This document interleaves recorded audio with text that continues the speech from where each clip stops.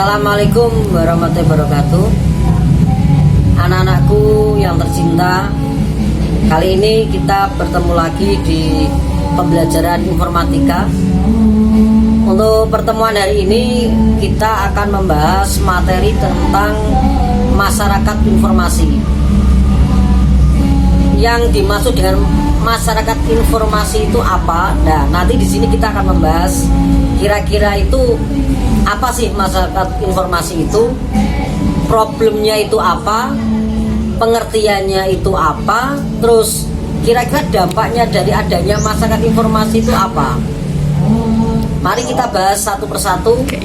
Ya, jadi sebelum kita meneruskan, saya sampaikan bahwa tujuan di pembelajaran hari ini atau pertemuan kali ini agar kalian semua nanti mampu menjelaskan yang dimaksud dengan masyarakat informasi, apalagi di saat-saat pandemi COVID-19 seperti ini, apa sih dampaknya atau apa pengaruhnya adanya masyarakat informasi ini di saat-saat adanya pandemi COVID-19. Masyarakat informasi. Nah, kira-kira kalian semua tahu apa enggak pengertian dari apa itu masyarakat informasi itu? Nah, karena kalian perlu istilahnya pemahaman dulu sebelum saya memberikan pertanyaan ke kalian semua.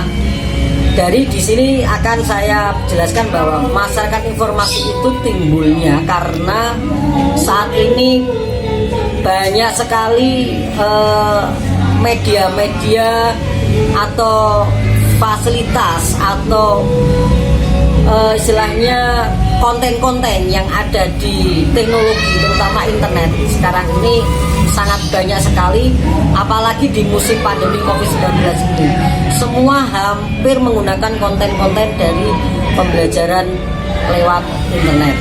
Nah, karena adanya perkembangan teknologi itulah yang menyebabkan munculnya masyarakat informasi, di mana masyarakat informasi itu munculnya karena orang-orang itu suka bermain internet atau istilahnya dia itu gila terhadap apa itu semua fasilitas yang ada di internet itu sendiri. Jadi istilahnya sekarang ini dikenal dengan nama apa itu kayak apa ya bahasanya seperti kecanduan ya. Jadi kecanduan orang-orang itu suka menggunakan apa itu teknologi dari internet itu sendiri. Contohnya seperti misalnya handphone sekarang hampir tiap hari berjam-jam itu dipakai oleh masyarakat, apalagi pelajar. Nah, itulah faktornya. Jadi salah satunya adalah karena perkembangan teknologi itu sendiri yang mengakibatkan munculnya peningkatan konten-konten pembelajaran atau konten-konten yang ada di internet itu sendiri. Akhirnya orang-orang memanfaatkan konten-konten tersebut. Nah, itulah yang dinamakan masyarakat informasi.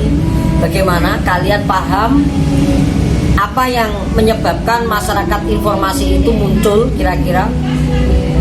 Saya tegaskan lagi bahwa masyarakat informasi ini muncul karena adanya salah satunya perkembangan teknologi melalui internet, di mana masyarakat sekarang ini semua menggunakan konten-konten yang ada dalam internet. Misalnya semua menggunakan email, menggunakan WA, menggunakan Drive. Jadi istilahnya kayak apa itu netizen lah ya. Netizen sekarang ini kan banyak sekali ya. Kalau dulu sudah ada tapi sekarang tambah banyak sekali. Istilahnya orang yang istilahnya benar-benar memanfaatkan konten yang ada di internet itu sendiri. Itu dari akibat munculnya masyarakat informasi. Tadi kita sudah mempelajari dari apa yang mengakibatkan dari adanya masyarakat informasi. Nah, sekarang yang menjadi pertanyaan adalah apakah teknologi itu sendiri mengakibatkan masyarakat informasi itu muncul? Apakah pengaruhnya sangat perlu di stop. Menurut kalian bagaimana? Teknologi itu apakah bisa di stop perkembangannya? Karena apa? Karena kalau melihat dari tadi melihat dampaknya apa itu munculnya masyarakat informasi yang banyak sekali ya. Jadi otomatis kan perkembangan teknologi itu kan perlu di stop. Nah, apakah teknologi itu perlu untuk dihentikan dalam adanya masyarakat informasi itu sendiri? Menurut kalian bagaimana? Oke, sekarang kita bahas. Teknologi itu batasannya tidak ada. Jadi kita tidak bisa menghentikan perkembangan teknologi itu sendiri. Karena apa? Karena orang tanpa ada teknologi itu sendiri ya nggak mungkin ya. Jadi tidak mungkin bisa. Tetapi masyarakat informasi itu sendiri harusnya bagaimana cara bisa menekan dari adanya teknologi itu supaya tidak meningkat lebih besar, atau artinya adalah bagaimana masyarakat informasi itu bisa memanage, jadi untuk menggunakan semua teknologi yang ada. Jangan sampai teknologi itu sendiri mengendalikan masyarakat informasi ya. Jadi jangan sampai seperti itu. Jadi di sini kalian perlu pemikiran, perlu menganalisa, jadi perlu memikirkan bagaimanakah seandainya nanti pandemi COVID-19 ini nggak berhenti misalnya. Kira-kira masyarakat informasi kan otomatis semakin meningkat.